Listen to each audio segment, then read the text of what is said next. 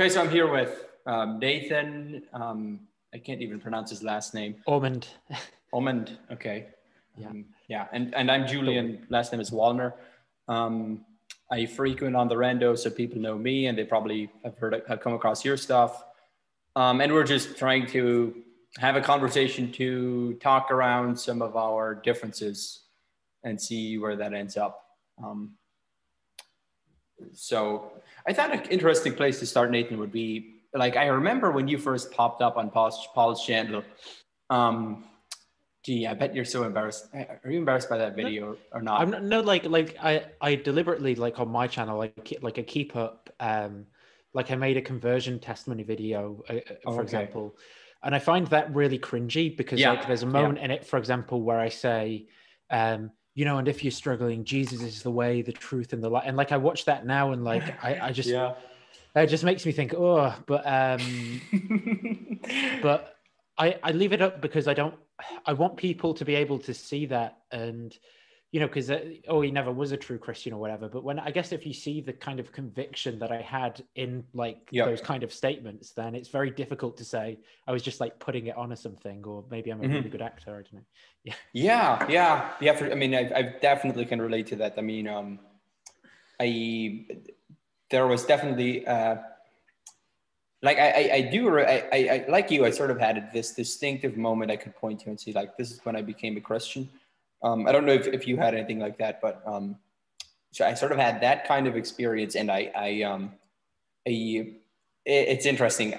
Looking back now and sort of reading the stuff I wrote at that time, I was in a very different place than I am right now. I would still sort of like to, obviously still like to claim this experience of conversion as something that is part of who I am and part of something that's brought me into Christianity. So that still is something I can look back at fondly, though I've gone further down the road, so to speak. But I had the similar thing with some of my blog posts. If I go back and read some of my older stuff, it's really it's really difficult to even make myself read that stuff. But I still do keep it up for the same kind of reasons, where it's like, if I was always just deleting the stuff I didn't like, then I would be deleting the post before yesterday as well. So and I imagine like at some point in the future I'll probably think, you know, like my ideas that I have now are stupid, and I'd rather like if people are going to like watch my stuff and engage with it or whatever, I'd rather that they're able to like view all these different stages of my thought or like and stuff like that, and then they can piece together their own opinion of like what it is that I think, or you know, where I'm being authentic, where I might have been like deceived, or if I, you know, like I don't want people to just form like a one-dimensional I've not reached the final truth or something now, and I want people to be able to like judge for themselves basically what's going on. And it would be interesting if you had like Christians coming to the first part of your channel and sort of or maybe not even Christians, but just people coming to the first part of your channel where you're still a Christian, and then sort of finding these arguments compelling, and that would be an interesting dynamic to watch happen. I think it's interesting the other way around, because like, you know, a lot of Christians view someone like Pine Creek Doug as like, you know, like really, really like horrible atheist or something like that. And then I think, I mean, I get why as well, because he's, you know, he is kind of like quite asking difficult questions and stuff like that. But I think, you know, like I have a lot of these conversations and things with him. So I think people can see something like that and form an opinion of me by association, and then like go back and see that, and then it can be like, and then I think it can be like a weird thing in like realizing, oh yeah, like we form these you know, like automatic kind of judgments of people by like association of who they're with and what we think about their ideas and stuff, but actually often there's like way more going on. I mean, even the whole Jordan Peterson thing, I think I've stopped name dropping him completely, because people just assume you must be all into defending, you know, Western civilization and anti-Marxism, and like I can't deny the fact that appreciated and learned from a lot of his stuff, but the political implications of being a Jordan Peterson fan is just not something I want people to associate me with. Yeah. So I try to, I've noticed myself avoiding name dropping him at this point, which is interesting. So yeah, I mean, the Vanderklay conversation is an interesting jumping off point for me, because I remember you sort of coming in that video and sort of suddenly like sounding sort of all in on Christianity. You know, you're going to bring back Christendom and all of this. Yeah, I genuinely thought that was like my, I thought that was something that like God wanted me to do with my life, like to try and make Christianity like an intellectually viable option to Western people or something. Like I thought that was all true for sure. And then I remember just being completely blown away that like almost 3 months later, or maybe it was longer, just coming across your channel and suddenly you're like in a completely different place, and it just I was just blown away by the contrast there. And I wonder if you could shed some light on that. Like, I mean, what sort of brought you into Christianity in the first place, and then what sort of moved you away from that? Seemingly in such a short period of time. Or how long was that? I mean, between the Vanderklay and I suppose it's not really a sort of a linear thing for you, because it's more of a process than, oh, here's the moment I suddenly realized, oh, I need to reject all of this. And so I don't know. Yeah, between talking to Paul and saying I wasn't a Christian might have been like somewhere in the region of, I think, like 6 to 10 months maybe. Okay.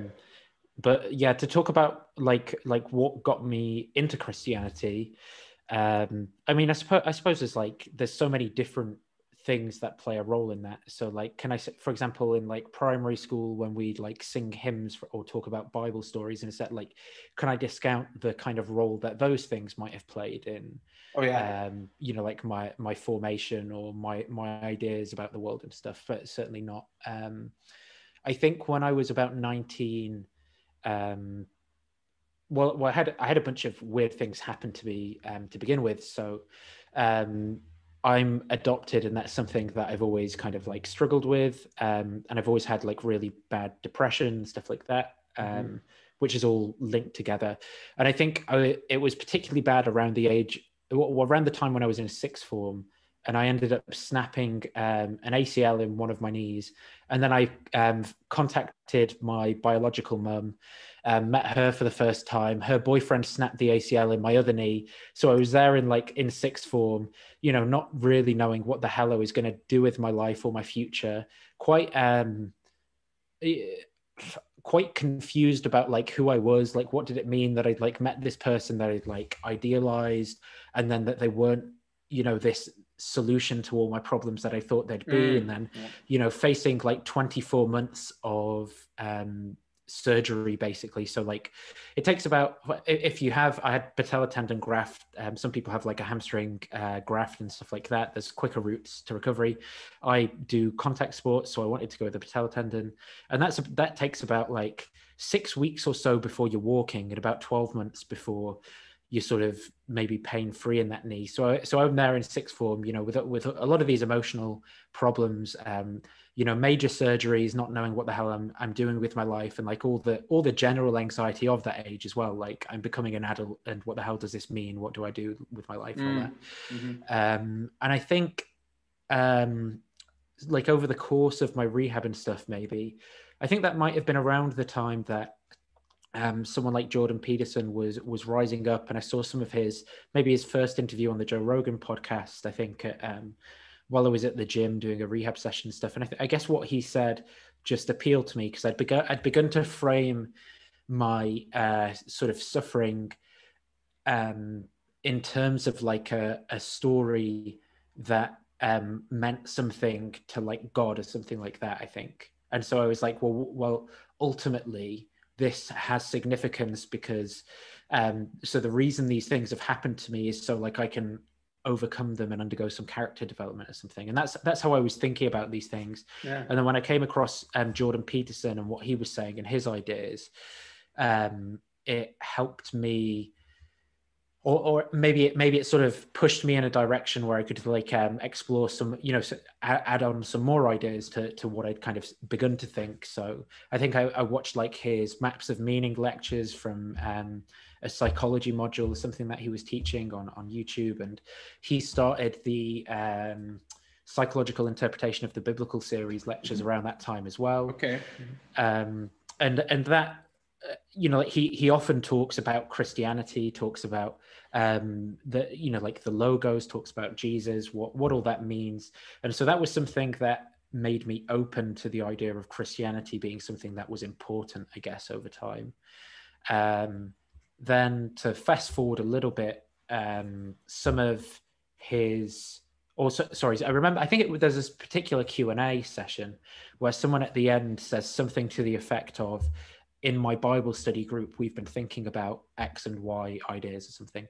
And so I thought, people do Bible studies. That's interesting. Like maybe I should go along to one of them. So I found a local church. I didn't really have much context for what like different theological positions people might hold within Christianity and stuff like that. So I didn't invest much thought into that for going along. So it turned out this was like a sort of Calvinist church, which turns out to be like a pretty radical type of theology.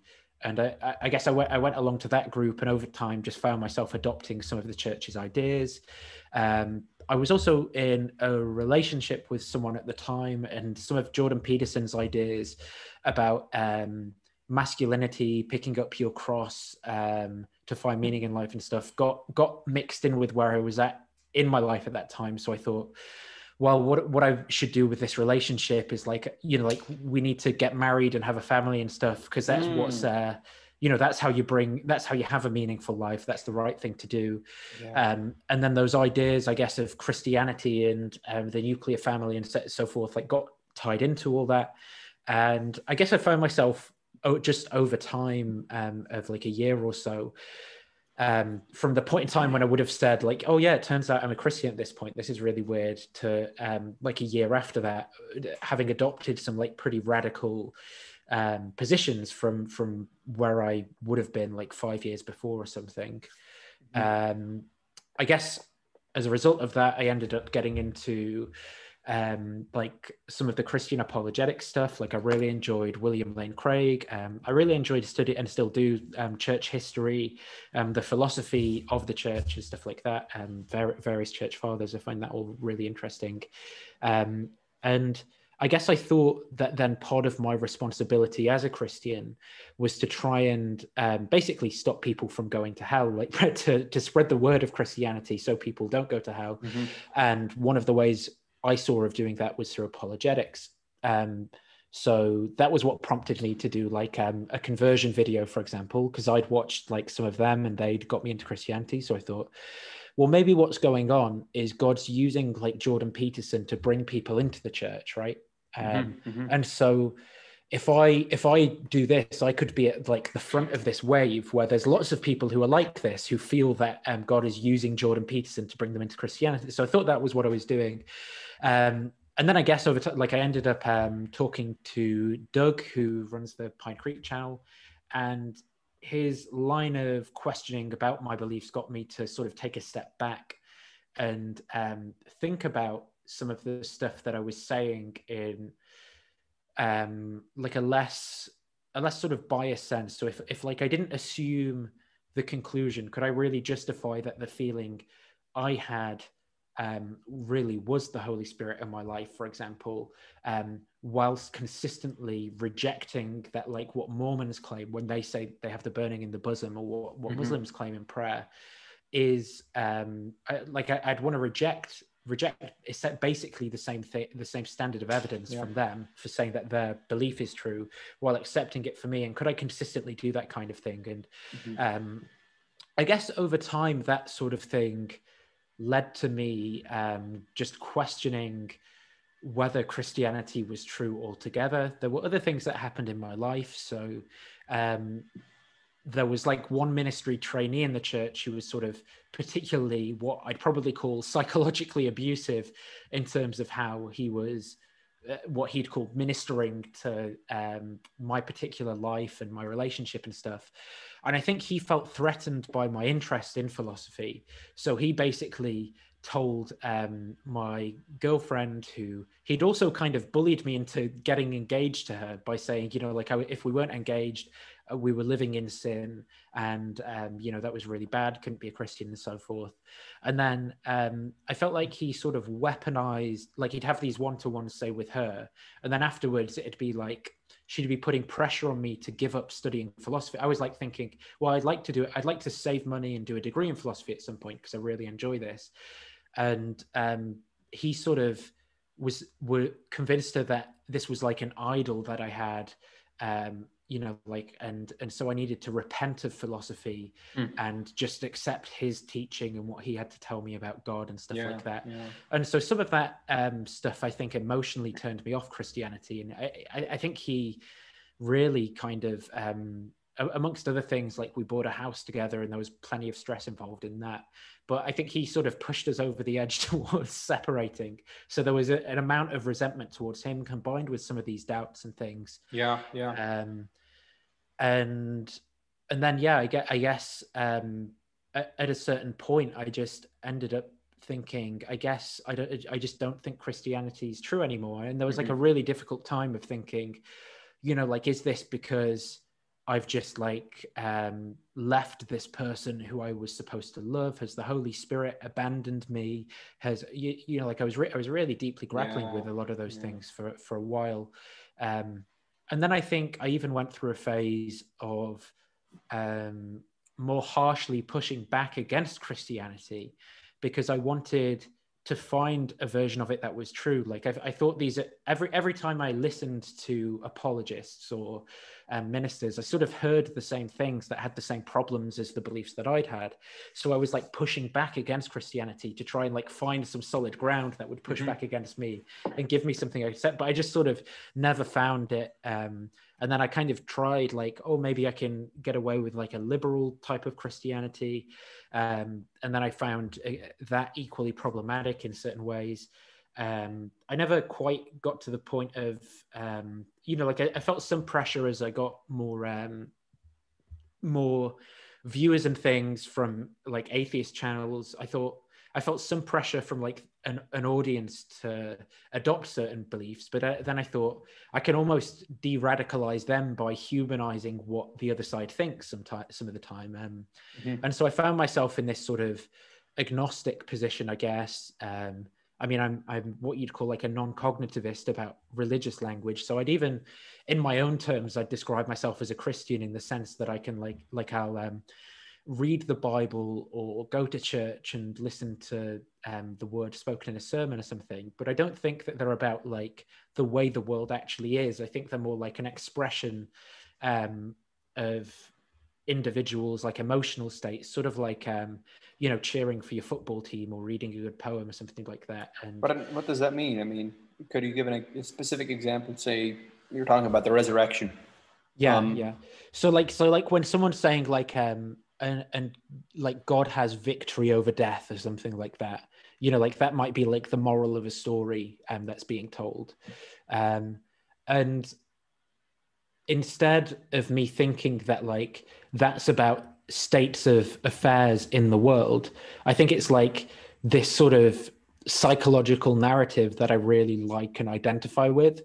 And I'm just kind of like, if I like sing hymns or something and go to church, I'm just kind of cheering for that, and it's not much more than that. It's just kind of like, yay, this. It's not like I'm actually describing facts about the way reality is, that like that Jesus is seated at the right hand of the Father or something. I mean. Yeah, sorry, you sort of have, you want to go on, or can we dive into this a bit? I don't mind. I guess maybe we can go into that. I'll just quickly wrap up maybe then.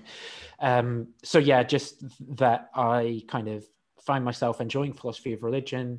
I guess I push back against apologists' claims when I feel that they might be overstating the case for Christianity, or abusing certain fields like maybe cosmology or psychology or something for the purpose of apologetics. I also think I do a decent job of pushing back against atheists when I think they do the same thing for their tribal camp.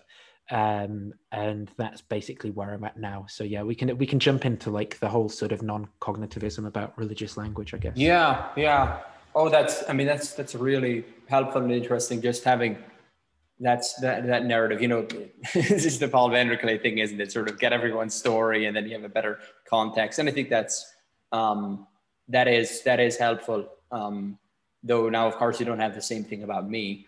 So that might. Sorry, I'm just grabbing a book because I think it might. If you are to ask me a question, I think it could offer like a helpful examples. Okay.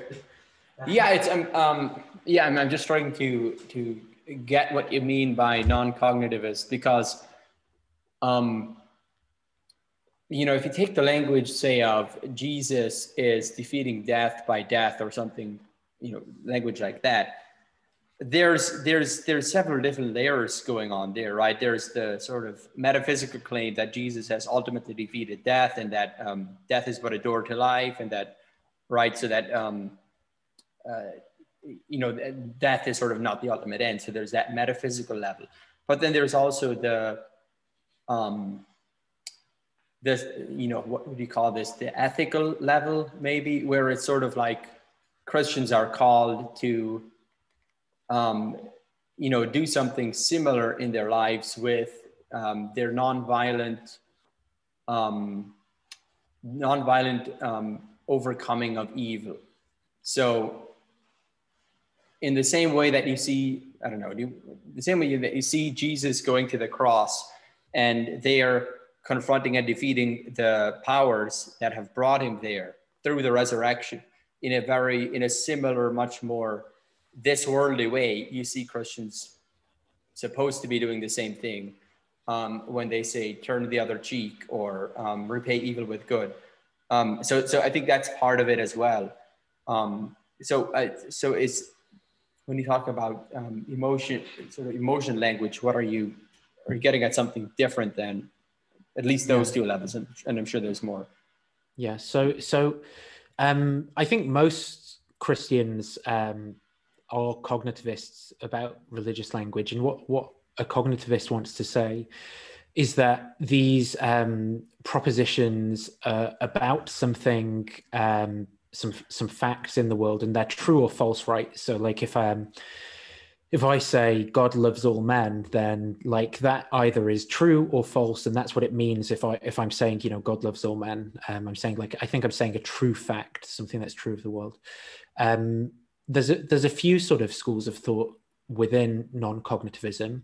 There's this essay by a philosopher of religion called R.B. Braithwaite, where he says his idea is that religious language is like conative, which means sort of like when you talk about Jesus, it's like a narrative, and what you're doing is you're like prescribing to yourself that you want, this is like an ideal that you want to live by, or something like that. So the narrative of someone like Jesus is like this it's purely like a psychological story. It's not, I mean, that isn't to say, historically there isn't a guy called Jesus who exists or anything like that.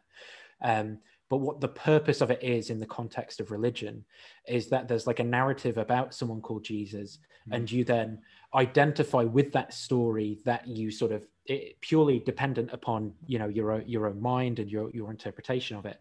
And then you're sort of describing your intention to act in accordance with that narrative in some way. So I think that's one sort of non-cognitivist, which is, I mean, like the same terms are used in terms of like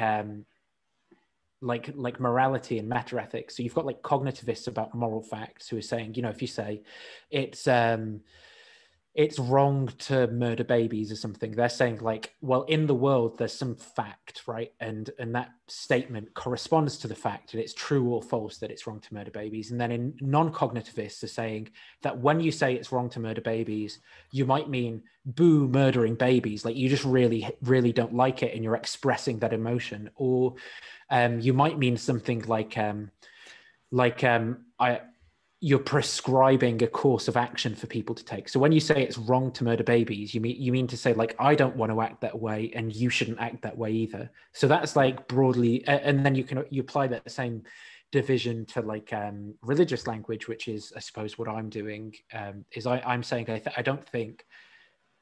Yeah, you've got something to say. Sorry. Part of this has to, of course, take in sociology of religion as well, right? Where you're, so I suppose if you're sort of analyzing your own experience, it's such a fascinating question. I mean, when I, as a religious person, or people in my community speak in religious terms, what are the kinds of things we are trying to communicate? There's obviously this sort of literal metaphysical level there that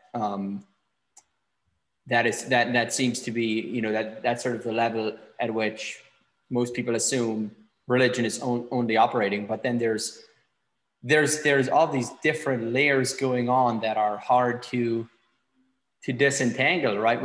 I think that our statement, Jesus defeats death by death, is a perfect example. It's not just, in one sense, it doesn't correspond to your experience at all, does it? Because people still die, and reality still goes on with death, just as powerful as it always is. So what do religious people mean when they say that? Yeah, that's a fascinating question. I think so. It's maybe something like some of these ideas sort of come out of the philosophy of language, sort of like the idea that we can analyze what we mean by terms by looking at the way we talk about things. So, for example, like at a modern funeral, someone will probably say something like, she really loved life. She had a reverence for life. And I suppose I think that sort of language replaces, if you went to like a sort of funeral 300 years ago or something, you might hear someone say something like, she really loved God. She was a really kind of like holy or pious person.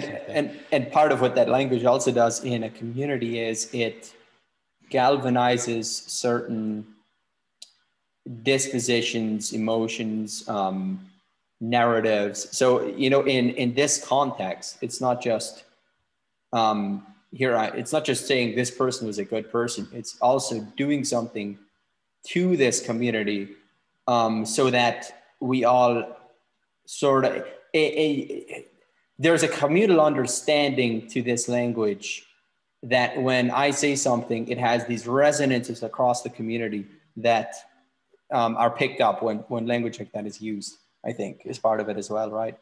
And I think where the differences would be like what I want to say is happening there, even though I would participate in it and say it has this effect on me and stuff, is that this is actually the product of humans. It's like, it's contingent that the world is that way. It isn't necessary. It isn't caused by some necessary underpinning of reality or something like that. Mm-hmm.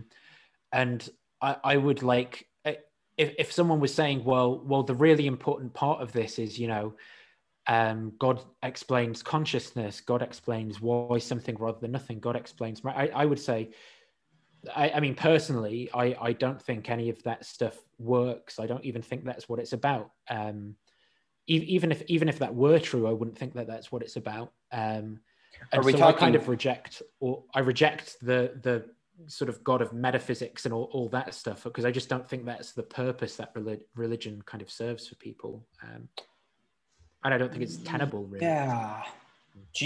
I mean, in one sense it doesn't, in another sense it does, right? I mean, for many religious people, God is a good metaphysical answer for these types of questions. And there's, philosophers of religion or religious philosophers who are doing this kind of work.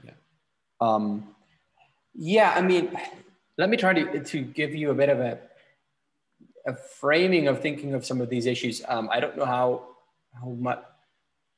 I don't want to say that people can't rationally disagree on these topics, But what I'm saying is that I don't think that they're like their positions that succeed or that people should hold. Maybe, I don't know, maybe in future I'll come to some different position, but at least from where I'm standing now, they don't really seem, a lot of them don't seem tenable, especially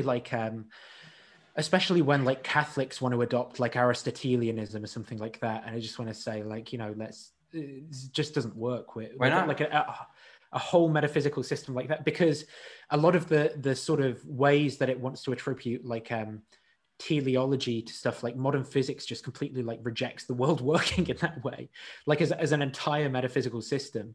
And the proofs from within Aristotelianism for God only work if you're like talking, if you're like accepting the Aristotelian system as a whole of like potentiality, efficient causes, contingency, as Aristotelians mean contingency, not as like possible worlds like modern philosophers might mean it something. So yeah, I guess these things are always sort of being refined, reformulated in the scientific metaphysical context of our day. So I would guess that the Aristotelians have their way of talking about modern science and putting their system into dialogue with that and updating it in some ways. I guess that's part of it. Where do you start here? So I was wanting to give you a bit of a framing of, we were talking about ethics earlier. I mean, so wouldn't something like the community of faith and a narrative need to play a role here, rather than just sort of the individual coming into contact with facts out there? So if you think about Christianity, it starts off in these Jewish people with this narrative and this history of God interacting with this group, and then along comes this figure Jesus who says that he's the Messiah, and that this new community formulates around him, around this way of Jesus, and then so through this experience of encountering Jesus and the community thinking through what they have experienced alongside this Jewish history and this Jewish narrative, you start to see Christianity emerging into the world as this. So I think this type of an account of the experience of Christianity, that I think that makes the issues look a bit different, doesn't it? Because it's not so much ethics is what God says, or this fact out there in the world, than it is me being faithful to this story and this community and this narrative that is moving through time. Does that make any sense to you? I'm sort of. I think there's a few things in there that I think you might mean.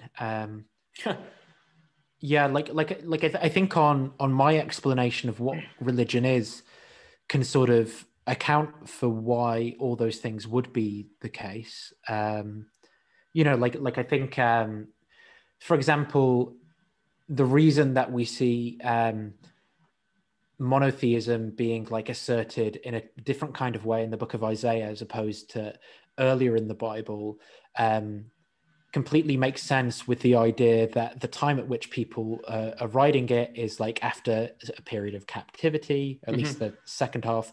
And so what's happening is people are like reconceptualizing God. So because it seems that Yahweh's been defeated by this other culture and kind of kicked out and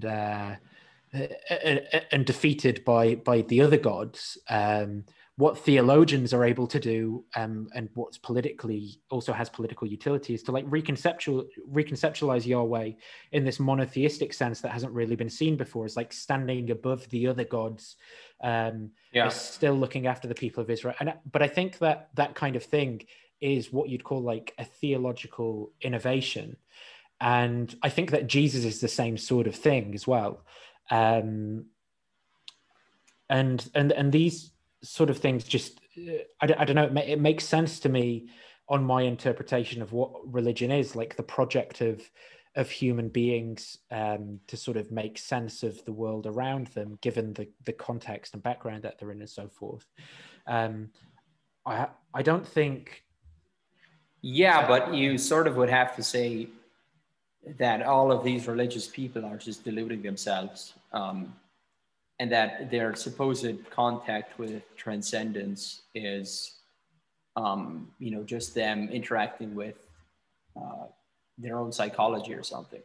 I think it mostly, for the most part, it is that, but I don't think that they are deluding themselves in the sense that they're aware that they're doing that all the time. So, like for example, if we take the figure of Jesus, I think that given the this is like one of the ways I'd reject the kind of like Lord Liar lunatic trilemma people want to come up with, is like that actually, given the context of the environment that he's in, the ideas that are around the philosophy, like it's possible for him to actually rationally believe that he like is the Messiah as like an apocalyptic prophet without like being a lunatic or without being a liar, and still be sort of wrong about that, but also have valuable theological ideas to contribute. It's sort of like believing, say, the world is flat or something is actually a rational position to hold for the vast majority of human history, and it's only the select few people who are either able to do like measurements of shadows in different places, or where then there are these like defeaters for this belief, where they're no longer able to honestly hold that previous, but it's like this goes a lot, I suppose. I think we're sort of in our epistemology, we're justified to hold beliefs as they sort of appear to us until we encounter defeaters for why that belief is the way it appears. And I think that that's the same with like religion. So I think people are justified actually in like, say if they, and I think this accounts for why like actually the Mormon is justified just as much as the Christian in their sort of religious experience. It's like you're justified just on the basis of that experience, and like taking it for what it is. But provided you're not already sort of a PhD expert in the anthropology or psychology of religion or whatever. Yeah, that's interesting. I mean, that's an interesting. I mean, I think the how would you put this? The stereotype view of classical foundationalism is just that you have these. You sort of start from a blank slate, and then you start to construct your beliefs, and then you sort of form this pyramid of beliefs, each building up on these basic beliefs. But the way you're putting it here, where you sort of start with this experience and then come to critique and question your own beliefs. I mean, that sounds like a compelling way of describing what's going on when we try to think rationally about our beliefs. I mean, I mean, that's certainly how I think that is how we come to believe, as we start off with certain beliefs, we question those, we gain new ones, there's this constant critique, but I don't think there's ever this sort of, you can justify everything you believe, because just the nature of being an embodied human being with a past and a history and a narrative and a community just means that you already have a body, you already have beliefs and ideas and imaginations and feelings built into you before you start to try to understand the world. I think that's a fair summary. I agree. The position itself, like if people want to like check it out or whatever, is called Phenomenal Conservatism, and the place, I don't know, a book called Ethical Intuitionism by a philosopher called Michael Huemer argues for it, and it's quite common amongst people who are like moral realists, for example, and also people who are arguing for justifying religious experience. And I think that is right. Like, so for example, like you might have, I don't know, done in high school, you might have done like a class in I don't know, like how to draw sketch graphs or something. Mm-hmm. And at a certain point in time, because of the information that was available to you, you might have like rationally formed a belief that like, you know, in order to sketch an x cubed graph or something, you know, you're going to factorize it into brackets, and then you're going to look at how you make like one of the terms 0, and that's going to be where it goes through the graph at a particular point or something. And now you might sort of remember that fact, and so you're able to like sketch a graph in that way, but you can't remember why it's the case, or you know, like you can't remember the justification for it. And so I don't think someone has to like remember, like be able, if questioned at an instant, to provide the rationalization for why they like adopted that belief, if at some point it was justified either. But well, I don't think your beliefs are justifiable in that sense, because so much of your experience of reality is just you're walking, you're smelling, you're feeling, you're touching, you're seeing, you're hearing, and then you pick up, you encounter reality, you come into contact with it. But when you sort of try to chase that down the rabbit hole, is my sensory equipment fully functional? What if I'm just in a simulation? Blah, blah, blah. You're just going to start deluding yourself. You're just going to, right? You're not going to be able to rationalize that. And I think so many of our beliefs are that way. I mean, I pick up this book on philosophy and I read it, and it's based on this implicit trust that, this publisher knows what it's talking about. This author has done the research. And I sort of build off on that. And there's these networks of trust that get built up. I mean, I've noticed my own belief formulation. I mean, I noticed this happening, honestly, when Donald Trump got elected. It was like there was just so much bullshit happening all of a sudden. It was like you just couldn't just sort of engage reality in the same way. How would you put this? You just had to do way more work of reading different sources, comparing news outlets, like that. I suddenly noticed myself sort of starting to gather information by networks of trust. Like here's a commentator I trust. Here's another one. Here's another one. Here's another one. Here's another one. And then this sheer network of trust was how I then suddenly started to build up my making sense of reality. The Donald Trump election for me was just, I mean, when you can't even agree on how many people showed up on the inauguration, like we're in epistemic nihilism. And when we can't even, and now in the 2020, when you can't even agree on who won the presidential election, when the president of the United States is just throwing out all of this bullshit about, you sort of get what I'm saying. I'm sure you do. I understand. Yeah, I think so it's something like so a lot of the time when we're like thinking about these topics or whatever, there's like inferences being made based on other ideas that aren't like explicitly. So say like as I'm reading a philosophy book or something, it's not explicitly just the ideas of the text. There's also other beliefs about, who it's been published by, the credentials of the person who's made it, what my friend who recommended me the book says, and these also play a role in like the justification of the belief. Is that sort of right? Yeah, for sure. I mean, I'm just saying, if you wanted to take this philosophy book that you're reading and say, and sort of try to go down to first principles about whether what you're reading here is actually good information, that would be an impossible and exhausting task to do, right? It's you would just have to do so much. You would sort of always be just, you would actually cease to be seeking the truth. You would just be caught in a spot and just grappling, just, I don't know. Yeah, I think that's right.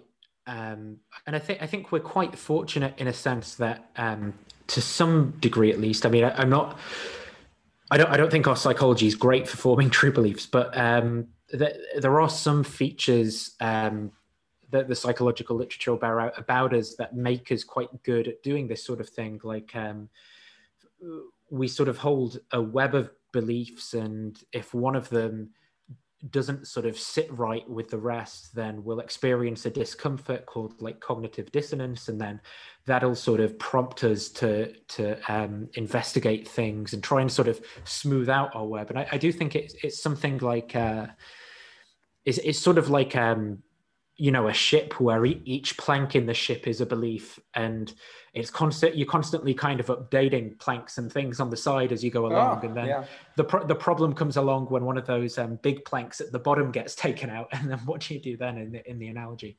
But but I do think that is, our experience is that we have this like web of things that we believe about the world, and we're constantly kind of updating it, adding new things in. And maybe you can you can probably derive that, well, there's not going to be anything in the content of those beliefs that you don't already know. So it's not like you learn something new when you do this, but I think you can sort of combine them in different ways so as you can figure out different conclusions. So that'd be like a priori things. So like if you know that all men are mortal and Socrates is a man, you can like figure out from that Socrates is mortal. But then, you can't kind of figure out that what the charge of an electron is or something just by that sort of pure inquiry into your mind. You have to you have to go and find some new information, and that has to and then if you have this belief that electrons don't have charge, then that's going to like contradict, and then that's going to like ripple out into your belief system, and you figure something out as you figure out that an electron is something that can actually be suspended between two charged plates, and there's a value on that. And I don't know if that's useful for that analogy.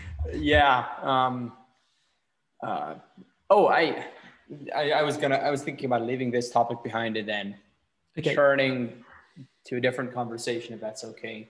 We were talking last time about the conversation I was having with you guys on the channel about God telling you to kill your mother. And that's I don't know, that I keep coming back to that as a good example of everything that's wrong with the apologetics enterprise. Right. Because it's sort of connected to a certain way of doing epistemology, where you sort of assume you're a blank slate human being that has no experience of reality, that doesn't know anything about God, sort of as a, and then suddenly you hear this voice in your head that says, go kill your mother. What do you do? God is sort of above you in the hierarchy, so surely you have to do what he tells you to do. But my frustration with the question is that as a Christian, you're not a blank slate. You're a person who's part of this narrative, part of this tradition, part of this community. And so my brute experience isn't the only thing that I have to, my brute experience of God isn't the only thing I know about God, so to speak, or that I claim to know about God at least. So what do you have to say about that? I think so. Like I remember when I was a Christian, and I watched a debate between Jonathan McClatchy and who is a sort of disciple of the McGrews, so to speak, like on the evidentialist stuff and the undefined coincidences and all that. And what's his name? Alex O'Connor, Cosmic Skeptic, with the Atheist YouTube channel. And I remember Alex asking the question about morality to Jonathan, like, if God told you to shoot up a primary school, would you do it, for example? And I remember Jonathan not being able to answer it very well. And I remember being annoyed at Alex because it made me feel really uneasy, that question. I didn't like it. I thought it was all framed wrong. But now, I guess now when I see those sorts of questions being asked, I think it rightly draws out a tension between that realist interpretation of God, where in some way what morality is God's commands, or what God wants, or something to that effect. And I think that another issue that makes this problem even worse is that there are examples in the Old Testament, where God asks Abraham to murder his son. I get confused now because the Muslims switch the kids around. Isaac, and yes, Isaac, where God asks Abraham to go and kill Isaac. So it's not like there isn't a biblical precedent for that sort of thing. But that's exactly the problem. Is that to say there's a biblical precedent for something is to come at the Bible like the standard sort of Protestant, me and my Bible, Jesus and my cup of coffee type of person, who claims to have, this person is basically a Enlightenment common sense realist or something, who just says, I form all of my beliefs from pure experience, and here I come like a blank slate to the Bible, and I just do what God tells me to do, and then when there's this voice in my head, I follow that voice. But what the Christian tradition has always claimed is that no, it's not you and your Bible, it's you and the tradition, and that's just that even if you're a Protestant, you may claim to read the Bible sola scriptura, but you are still reading the Bible from within a given tradition, from within a given framework, and you can't escape that. And so if you ask any Christian in the world, would you kill your mother? They would say, no, there's no reason to kill my mother. Christians have a problem with killing people. So doesn't that complicate the question? So do you think, let's say if God had commanded a person to kill their son, do you think that would set a precedent for God perhaps doing it again in the future? I think that way of framing it is more challenging, because for me, it's a completely different question to ask. If God told you to kill your mother, would you do it? Then it is. So I can point to the story of God killing Abraham. How was the question framed again here? So if God like, take it off of any particular story or anything, but just if God had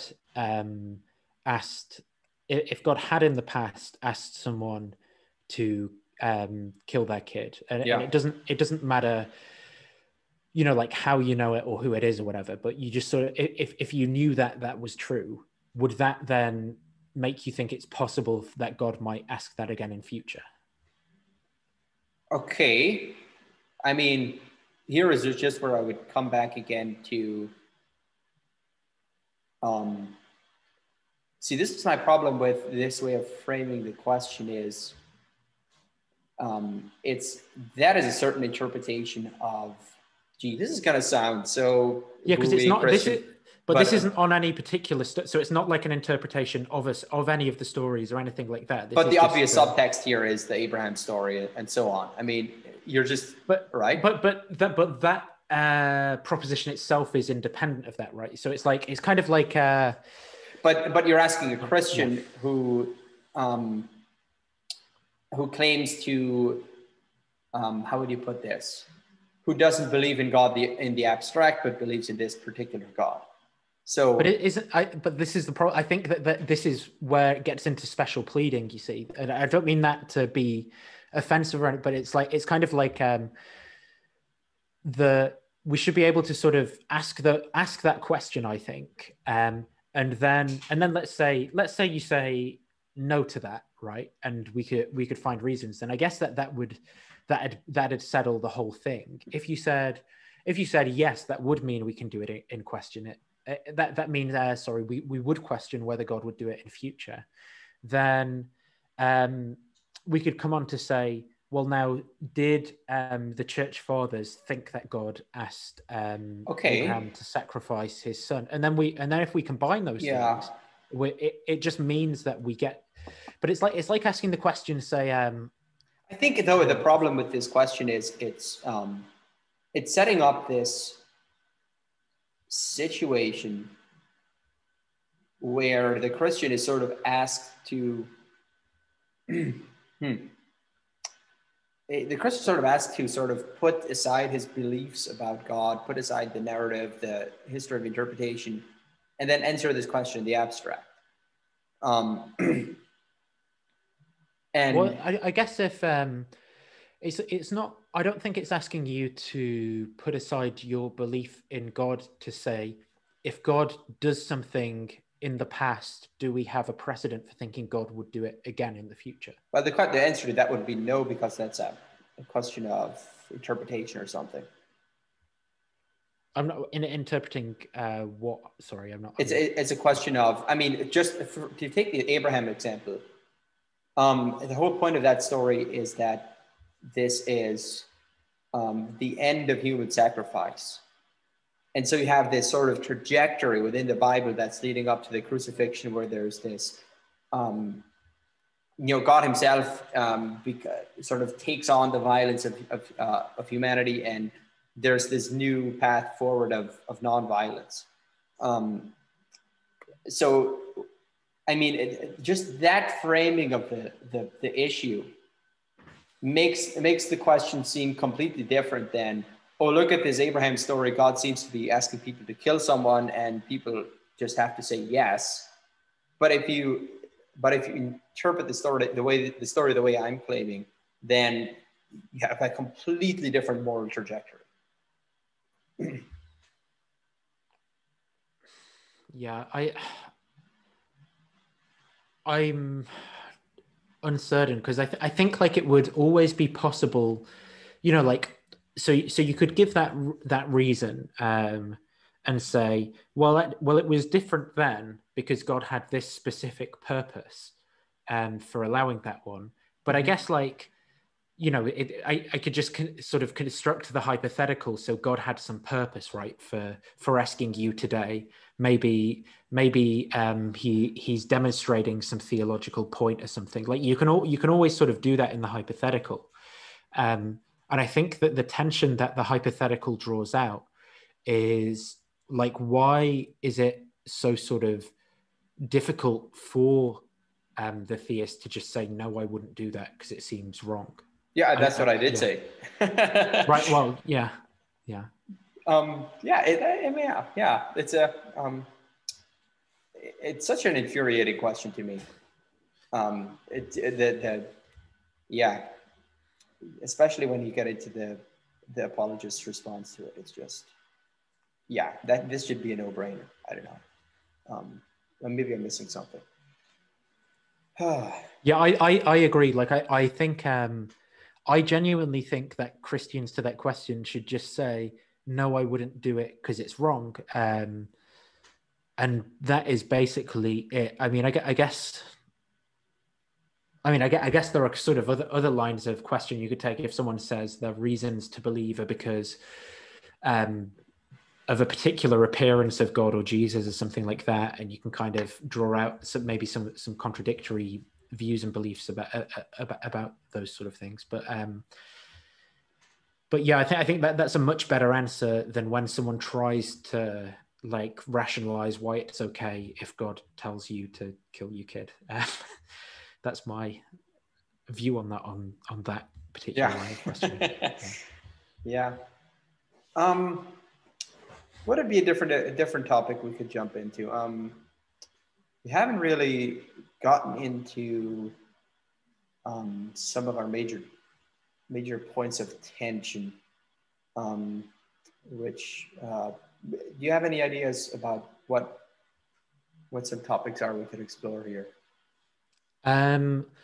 I don't know. I don't want to ask you more gotcha questions. That so, I mean, because there are some that I think are fun, but I imagine you wouldn't think of fun. So I'll try. You could try one, but I might get frustrated. So there's the one that's interesting is so presumably and maybe not, because I suppose you have more nuanced views than a lot of like evangelicals perhaps, but presumably you think that God's a Trinity, right? Yeah. So would you say that God caused a flood in the Old Testament? Okay, that is what is it about that question? See, I mean, goodness, that's something. See, I'm just trying to think about what it is about that question that rubs me the wrong way. Because as a Christian, right, obviously you're sort of grappling with, the scientific accounts of these things and how do you interpret Genesis now that you have modern evolution, and was there really historical flood? So there's obviously this moral framing to the question. I think I would say it can be a local flood or a global flood, or so I suppose if we suppose there is a flood, whether it's local or universal, I think what I would say is that we have to get into questions of God's agency with the world. And, for example, a lot of what the Old Testament says when it talks, for example, about God's judgment, is that it'll say, and God gave them over. So there's this sense of there is this course of action, this way of acting ethically that will lead to human flourishing or something. And then there's this other way of action that is sort of in revolt against the natural order of things. So I think what you see in the Genesis flood account is this story of humans rebelling and then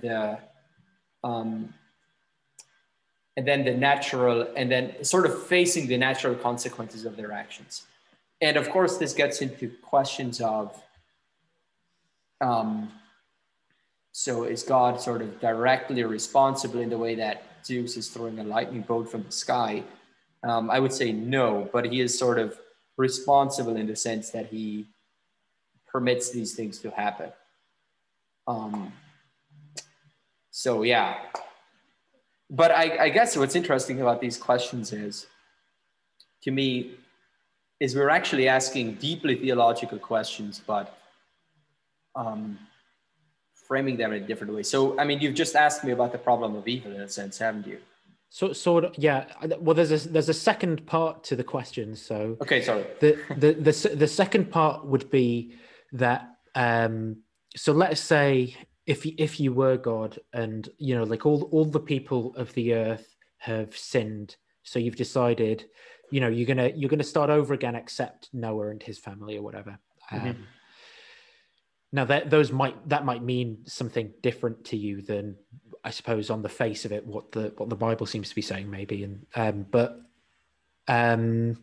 So how would you go about doing that? So I suppose, which of the options seems morally better? So like poofing all of those people out of existence, or drowning them to death. So, like, I suppose you can get particularly sort of visceral with what drowning is like, and that's like, women and children and so forth.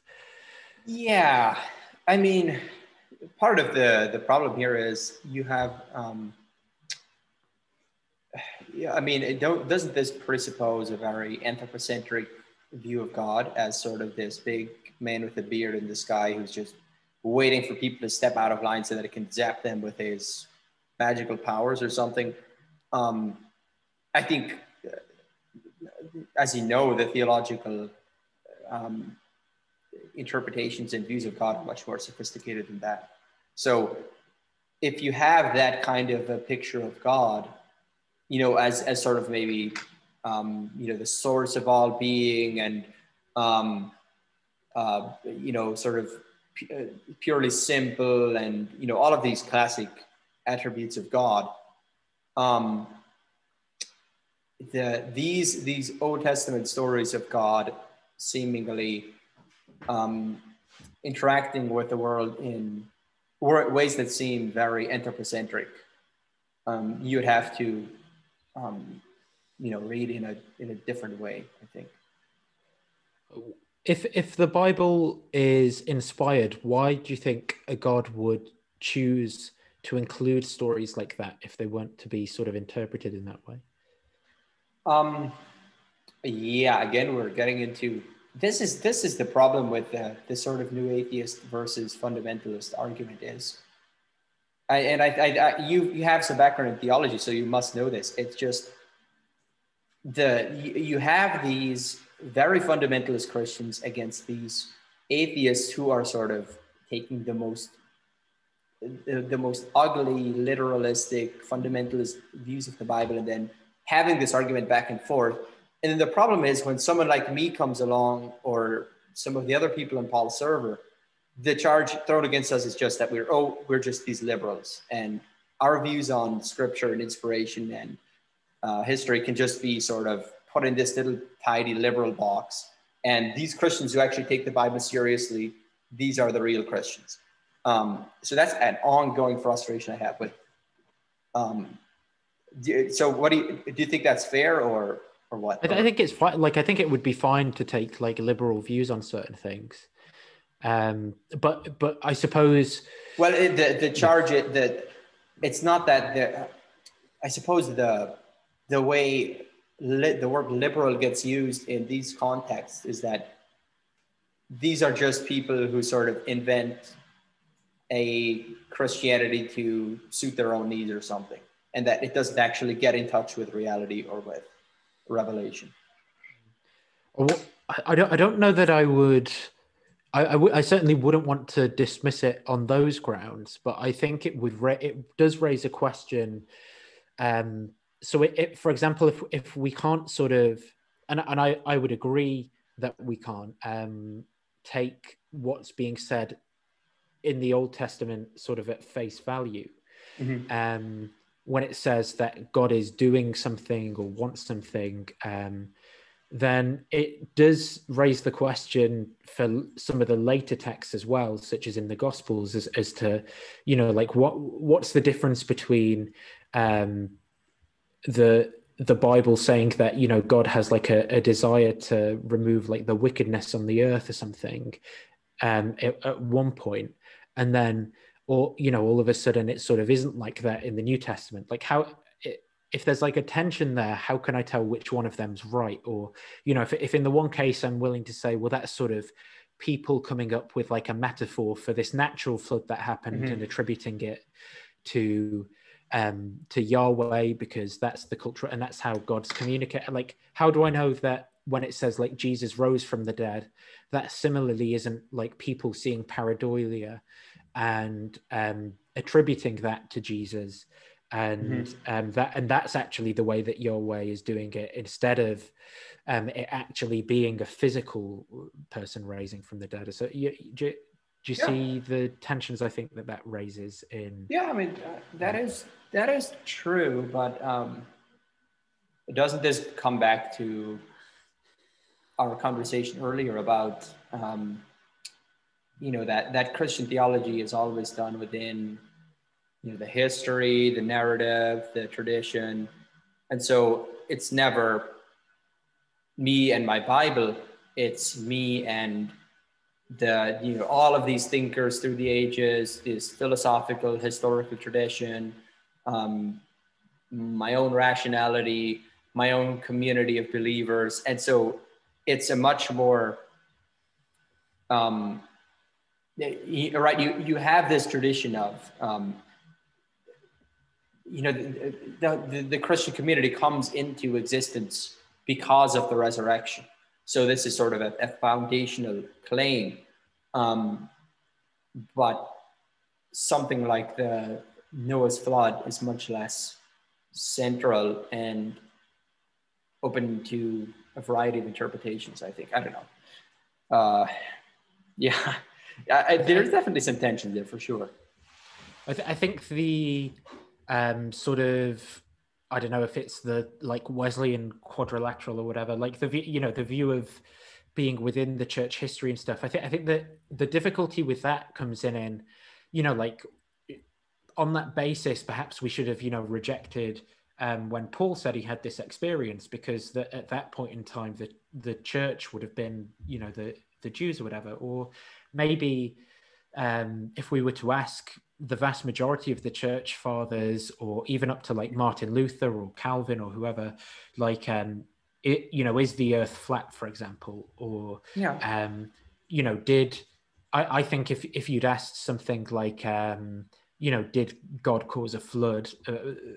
Almost all of them would have just sort of said yes, and not.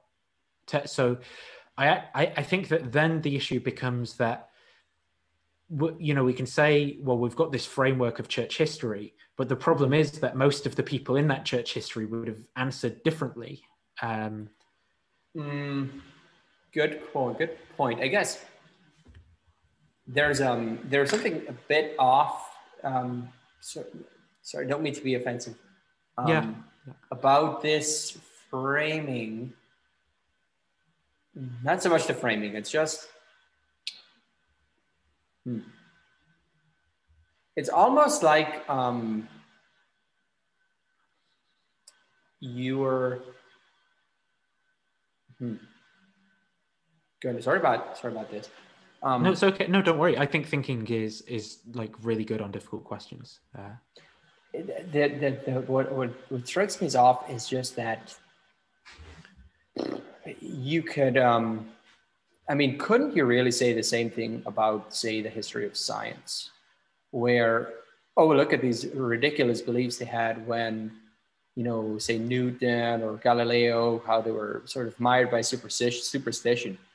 And now we think something completely different. So someone could just adopt the same kind of relativism by saying, look at all of this uncertainty here and here and here and here.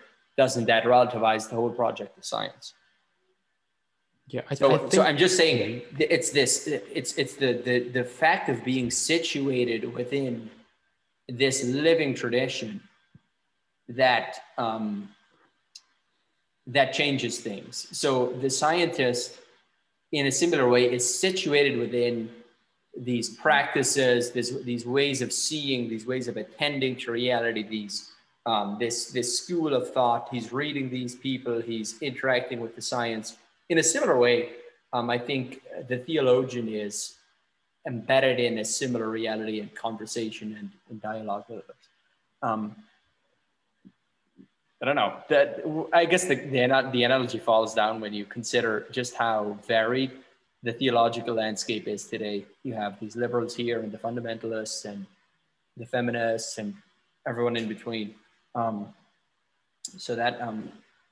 Yeah, I would say perhaps it's like I don't think that scientists would sort of appeal to scientific tradition as like a leg of authority on the sort of stool that's propping up their current beliefs, so to speak. Like I think it's a bit different than I'm not quite saying authority when I'm talking about tradition here.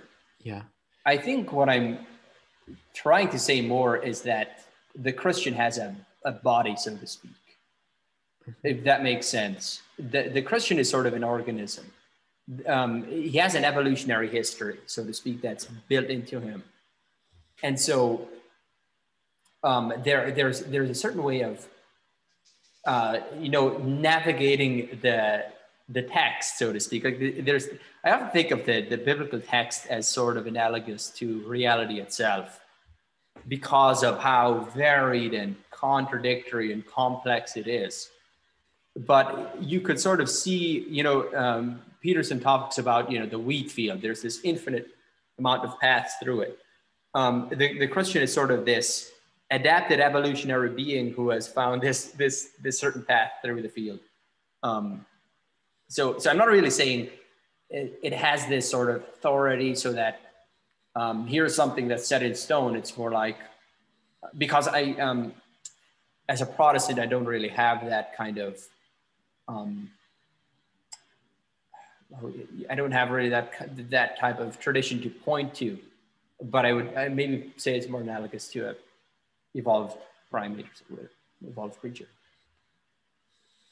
Yeah, I think so I can see perhaps a point in time in the future where, like, the body of science would say something like everything that Newton thought about physics was completely wrong, or something like that. But I don't know if similarly I could see a point in time where the church would say, well, everything about Jesus in the Bible is incorrect. Yeah, there would cease to be Christians at that point, right? And I think that so the two sort of maybe, I don't know if you'd agree, the two are disanalogous in that way, in how. Well, here's maybe a helpful way of thinking about it is that the Christian claim is that, okay, the problem is here, it's impossible to talk about these things without getting theological.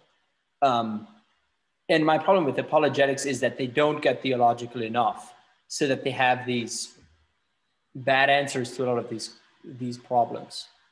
But maybe where I would make the analogy is that, okay, the Christian claim is that this guy, Jesus from Nazareth, is God himself, and that he has come to inaugurate the kingdom of God and bring new creation.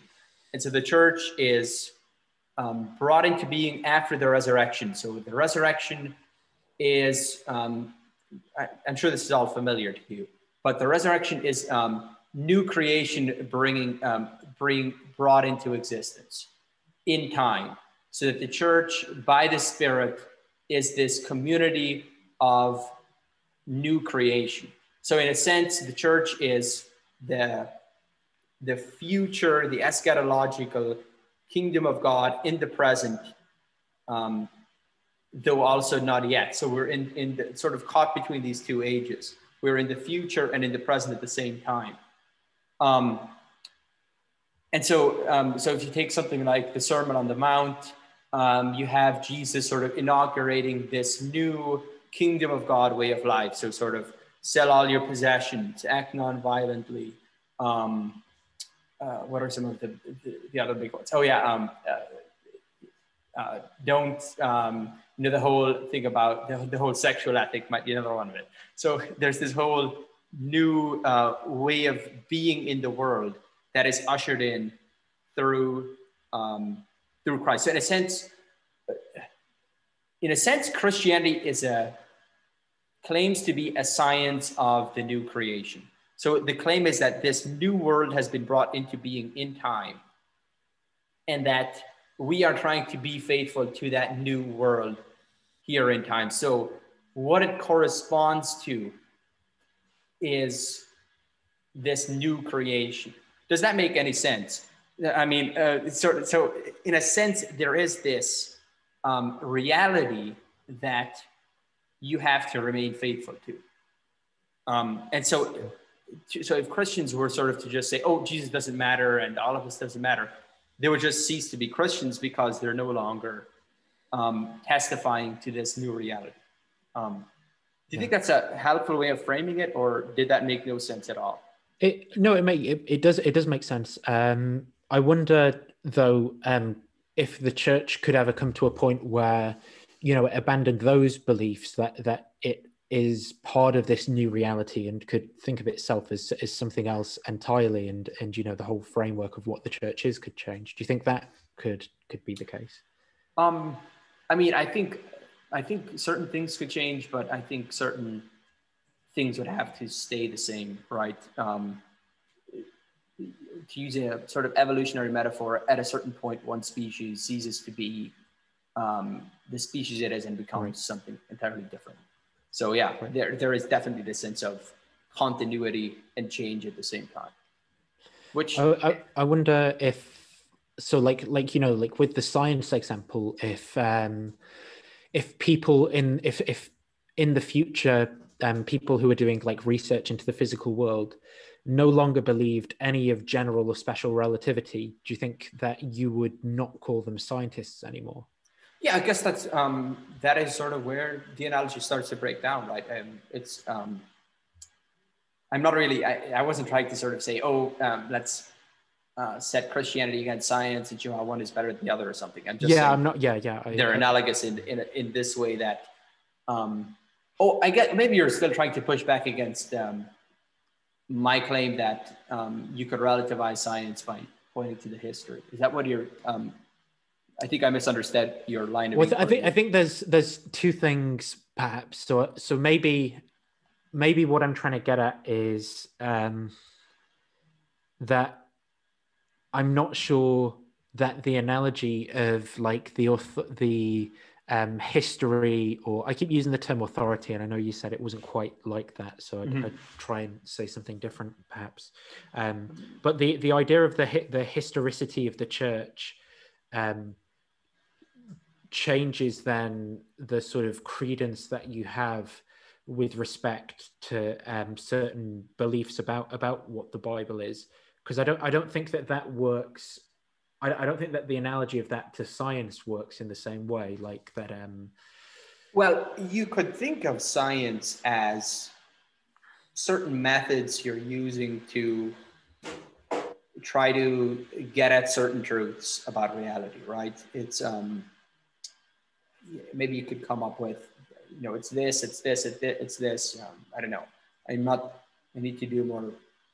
Definitely need to look into science more, but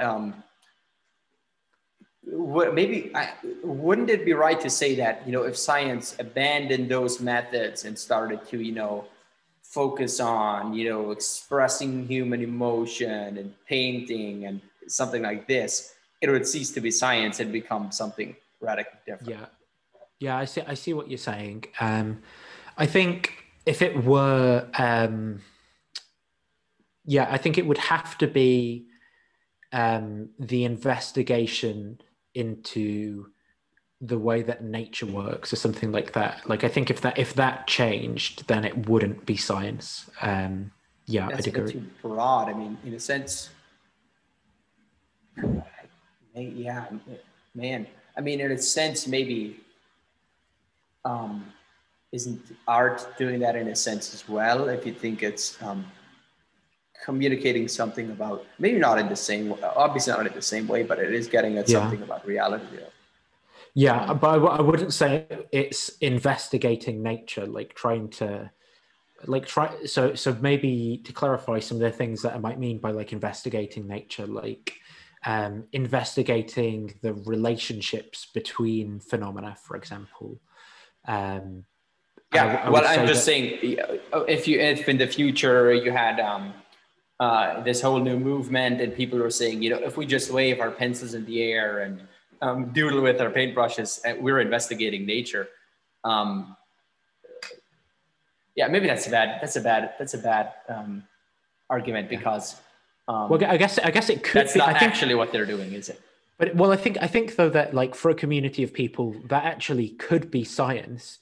But just if I was around, I'd say, come on, guys, that's a really bad way of doing science. Like, you're not like finding anything out about the way things work by doing that. But I guess I can conceive of, like, I don't know, a nuclear. See, that's what I would say, right? I would say, okay, you Christians who are just coming together on Sunday to drink tea and talk about how meaningful the resurrection that didn't actually happen is, or something. I would just say that doesn't look very Christian. Or if you're like this Trump worshipping cult down in the United States or something, I would say that doesn't look very Christian either. So with so in the same way that I suppose for the natural, for sciences, it's like maybe, and this, it might be bad when I think about this, but like the investigation of like the way that natural phenomena relate to each other, or something like that. What is that for Christianity, would you say? Is it like, I guess I sort of just randomly said the belief that Jesus rose for the dead or something, or are there like other parts to that are like, you know, the thing that makes Christianity as you? Oh, I'm not, I don't, that is such a difficult thing to answer. I recently, someone asked me what, I wish, someone said somewhere, I wish there was this unifying definition of Christianity that we could all just agree on. And then I said, sort of half jokingly, Jesus is Lord and don't kill people would be my definition of Christianity, which is kind of good, but it might be missing some things. Right. Yeah, maybe something like the Apostles' Creed, or I don't know. It does. It definitely is not as, you know, sort of rigorous, and it's it's a much more spirit of finesse type of enterprise, I think, which is fine, because I think Christians really have fallen into trying to turn Christianity into a sort of science of, not in the sort of analogous way I was drawing, but in a sort of, we're our own, you know, we can rigorously define these things and construct this system with our theology, with the Bible, from these propositions. Yeah, you get what I'm saying. I think that enterprise is missing the point. Would you say that like the claim that Jesus actually rose from the dead then is like, it is really central to Christianity? Like if that wasn't true, Christianity couldn't be true. Is that? I think so. I think so, personally. And that, so then I guess like if you were to think at some point that the reasons we have for supposing Jesus rose from the dead weren't good enough, would that lead to you leaving Christianity then? Well, I don't think my faith in Christianity is motivated by arguments, reasons for the resurrection. It's more something that, the way I would articulate my relationship with Christianity is that one early church father was talking about people coming to join the church, and they said, you guys have been caught in the net of the kingdom. And that's sort of how I think of myself. It's not that, you know, here's my proof for the existence of God. Here's why I think the resurrection must have happened. It's more like, this is a reality I have found myself drawn into. So what would be a defeater for that? It's hard to say. I suppose the difficult thing is that that it seemed like before you said that that if you were to find out that, if Jesus didn't rise from the dead, then Christianity wouldn't be true. But then it seemed like you said that finding or believing that wasn't true wouldn't then be something that stopped you being a Christian. Yeah. Okay. How do you think about this? Oh, maybe I was misconstruing your question. It could be that. Maybe I worded it in like a weird way or something. Yeah, that was an easier one to get out of, wasn't it? It sounded like you were saying, if your reasons for the resurrection were shown to be unfounded. What kind of reason could you have for showing the resurrection didn't happen or something? That sounds like something. Well, I suppose. Well, I think that's why I worded it the way I did. So perhaps. Because I don't think, for example, it's that you can show that resurrections are impossible, and that's not a position I hold either, like logically or metaphysically or whatever. Mm-hmm. But I think that what you could show is that the reasons that we have for believing a resurrection did occur aren't good enough to warrant that belief. So I guess that's why I worded the question the way I did. Like if you came to think that those reasons, you know, like say, an early creed, you know, the appearances to Paul and Stephen or whatever, like if you came to think that these weren't good enough reasons to think a resurrection actually did occur, would that then stop you from being a Christian, sort of thing? I think that's why I goofily worded it. That's such a difficult question to answer, because the primary way I think about my relationship to faith to Christianity is less one of, and in my answer, I don't want to discount this. Mm-hmm. It's less of, I rationally believe or can show this to be the case, than it is, I am faithful to the way of Jesus. So, but it's like how do you know, like, what does it even mean to say the way of Jesus? If I suppose the central thing that, the truth maker, if you like, the thing that makes the way of Jesus true is that, Jesus rose from the dead, for example, like, like if it isn't that, if finding out that was false isn't what would count against Christianity, what is it, if anything? Like, is there nothing that would count against it? Or yeah, I mean, I see. I'm framing it in a different way, because I'm saying the primary question isn't is Christianity true or is it false? It is, are you faithful to Christ or are you unfaithful to Christ?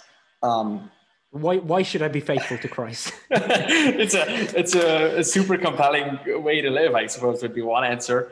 What about Muhammad? It's not as compelling to me. But what if it is to me? Would you be okay with that, do you think?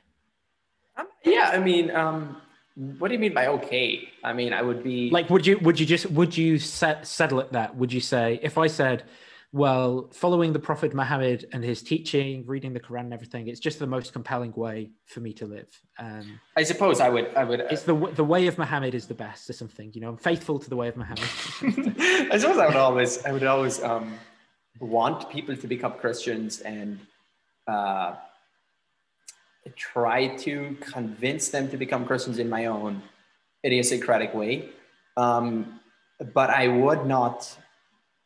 But why? I wouldn't have the same kind of bombastic, your belief is, because what I often find frustrating with Christians relating to Muslims is, you could throw all of the same kind, we've been talking about Noah's Ark and violence in the Old Testament, all this. Right. Christians will get very frustrated when atheists throw these kinds of things at them. Because they say, interpretation, it's more complicated, the kinds of things I was saying, but they won't be extending the same courtesy to Muslims. That's something I often find frustrating. So, I mean, if I was like a Mormon, say, or something, like, what is it, if it's not that it's because Christianity is true and those other religions are false, like, what is it, do you think? That's actually a question I have to think about some more. Sure, that's I guess a good answer. Where I often come down to is that Christianity claims that God has come in the flesh in this particular person. So does Mormonism. Oh, does it? Did he? Yeah. What's that? I didn't know that. Is the claim Jesus? It's Jesus. Has he showed up again as a physical human being, or? So Jesus, I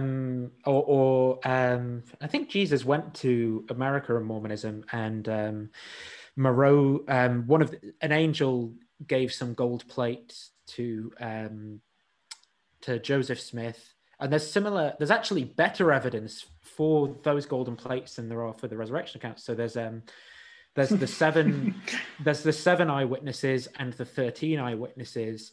And they've also there's newspaper cuttings and evidence. And like, imagine if we had like newspaper cuttings of like, the 12 or the 500 or for like the resurrection accounts. Yeah.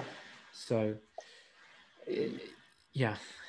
Yeah, I suppose so they do have those things. They have like, that Jesus resurrected and so forth.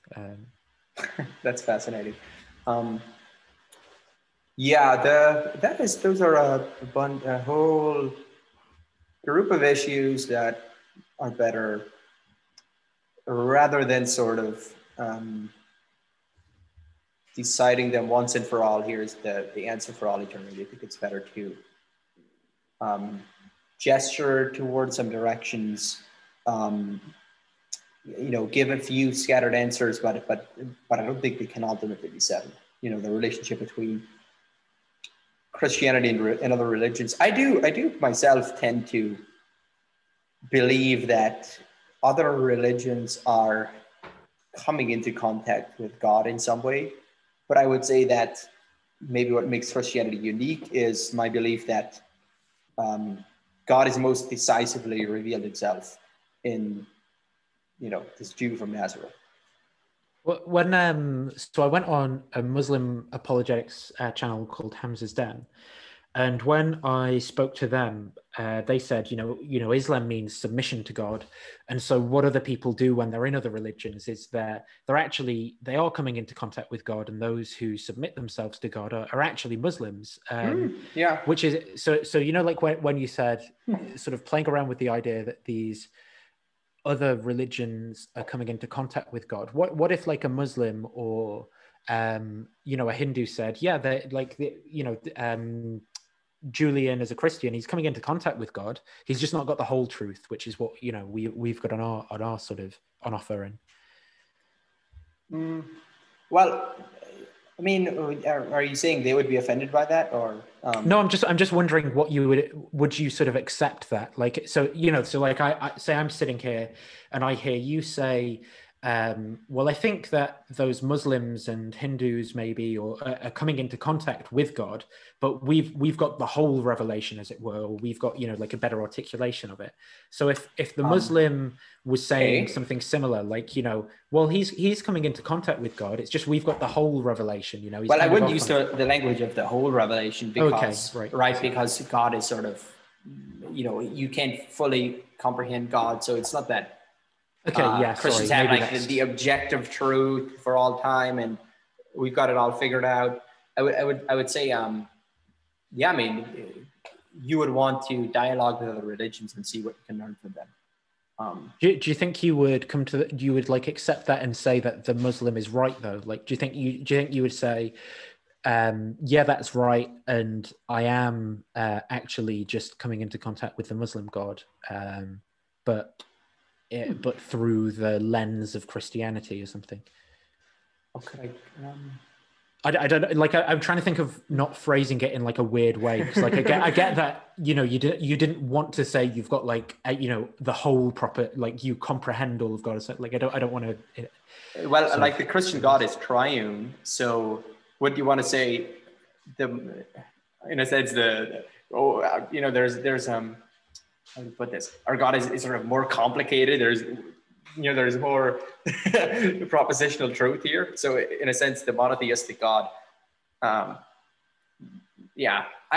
see. It's hard to talk about these things again in the abstract because I've literally never talked to a Muslim.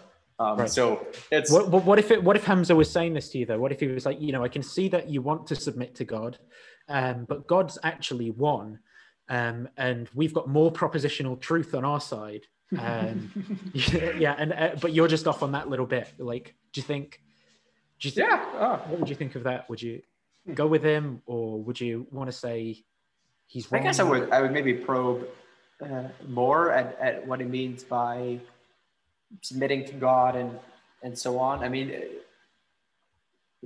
you have the Christian analog to this, right? You would say the sort of noble pagan, the people who are acting in this Christ-like way, they must be, sort of, what would really say there? It might be a bit offensive to say they're, or maybe it isn't. Maybe it's the highest compliment a Muslim could give you is that you're submitting to the will of God. So maybe that's it. Yeah, this is, these are just issues you have to resolve in dialogue. I don't know. Yeah. Yeah, I wish I had some hard pointed questions to throw back at your way. The problem, the problem with my position is I'm not committed to anything, so I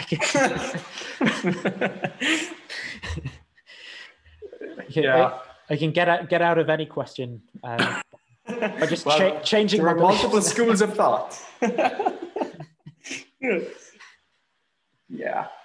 I wonder, honestly, so you're sort of a non-realist Christian, but isn't the idea of, God being a crucified, this crucified dude on the cross, isn't that the most compelling vision of God you've ever encountered? Or do you miss the beauty of that? I don't know. Yeah, I do find that. I don't know if it's the crucifixion specifically. The incarnation, maybe? No, not even that. I think it's more the idea of of God suffering amongst people. Yeah. So, yep. The idea, because, and it's not, so you could say, well, Hindu gods like incarnate or whatever. But it's the emphasis in the Christian story of say, for example, it just being Christmas, like in the Nativity, of the fragility of God in in being a baby in this story. And it's very it's different to just like Arjuna, Krishna on a chariot with Arjuna, like telling him about why he should kill his brother's army or something like it. And it strikes me, I wonder if I try to make this point in one of our streams, but if you take something like the crucifixion, one way of framing it is to say, like, this is actually God there on the cross. Like, this tells you something about who God is, that he would sort of, that he is ultimately revealed in such a state of weakness and patheticness and suffering. And so you sort of can be comforted by the ultimate goodness of God and the vulnerability and so on. And there's this other Christian position that will sort of say, look at the depths God has sunk to, that it would go to a cross. He's descended from his throne, and he's gone to such depths that means that you should just do whatever he tells you to. And I'm not articulating it well, but it's sort of this. Sounds like gaslighting kind of thing. It's the exact opposite of one. One is sort of like, God is really this terrible person, but he's decided to go on a cross. And the other is, on the cross, God is showing him he's actually like. It sounds like one of them is kind of like a husband who goes to work and then he comes back and he sort of goes to his wife like, well, I've been out earning money all day and you won't make me tea. What is it? Exactly. That's a perfect analogy. And the other is like, the husband goes and works all day for his wife, and then. Yeah, and then he does the hoovering or something. To demonstrate his love for her. And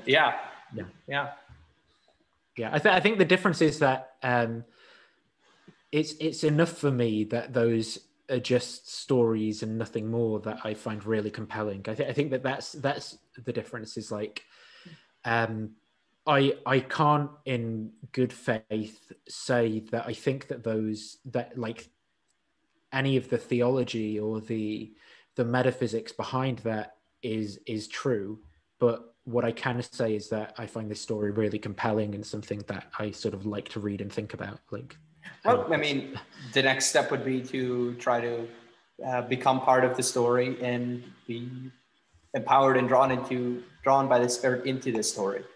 So I think that's what this is the next move that would make you a Christian, is to say, I find this guy Jesus really compelling. I would like to be part of this story, and that is sort of that is my version of apologetics, and me sort of presenting the gospel to Nathan, so to speak. That's as far as I go.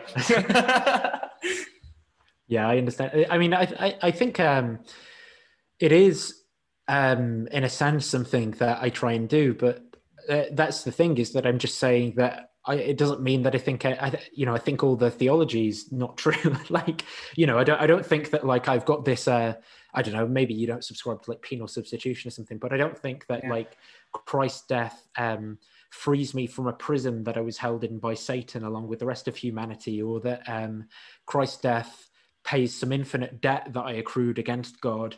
And, it really matters what I think about that, or that it really matters whether there's going to be a post-millennial kingdom or a pre-millennial kingdom. Like, I think that's all, because I just think that's all nonsense, basically. The only part of it for me that I have is I find this story compelling, and occasionally when I reflect on why it is that I think that that's admirable or whatever, I try and live out some features from it, from the story. Yeah. Yeah. I don't know. It's hard to articulate what my epistemological relationship with Christianity is, beyond sort of this experience of being drawn into this reality and then trying to explore it. And the best one can do is then to try to articulate that reality and make it compelling, and then invite others into it. I don't know, which, these endless debates sort of get frustrating, I suppose, or something. It's just,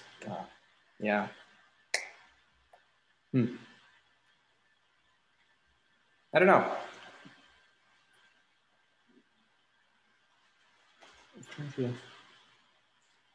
Maybe in a sense, I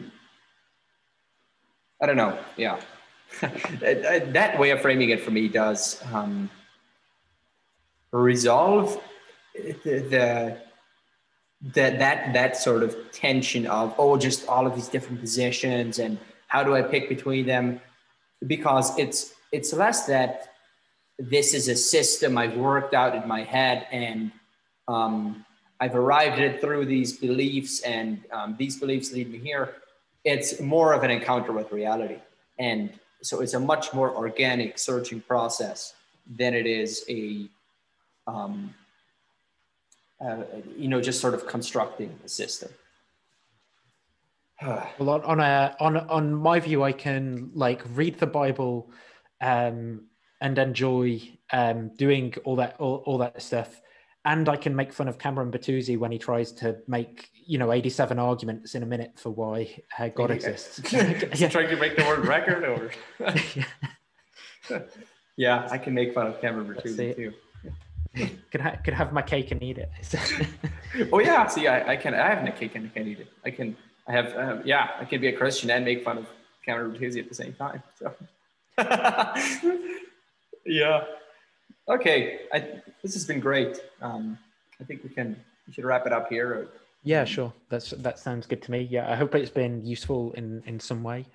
Yeah. I don't know what you were expecting, or if you had any expectations and I've failed those expectations. Or... No, you're much nicer than Pine Creek, so maybe that's an insult. Maybe you should be mean like Pine Creek or something. No, he's a nice guy, so. Yeah, I think it's all got its place. I think the thing with him is that he's had these conversations so often that as soon as people start beating around the bush, so to speak, he just kind of tired of it. And sure, I got it. Yeah, I think he's had so many of these conversations with people trying to get out of obvious yes or no answers to things that he just gets frustrated with it. I think that plays a big part.